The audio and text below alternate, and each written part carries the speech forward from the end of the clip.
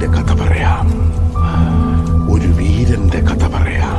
തീരെ ചെറിയ പ്രായത്തിൽ അമ്മയെ നഷ്ടപ്പെട്ട അരിക്കൊമ്പൻ പിന്നീട് ഒരു റിബലായി മാറുന്നതാണ് ഈ മേഖലയിലുള്ള എല്ലാവരും കണ്ടിട്ടുള്ളത്. ഇതൊക്കെ വെറുതെ ഒരു ആനക്കഥയാണ്, വെറുതെ കെട്ടുകഥയാണെന്ന് പറയും.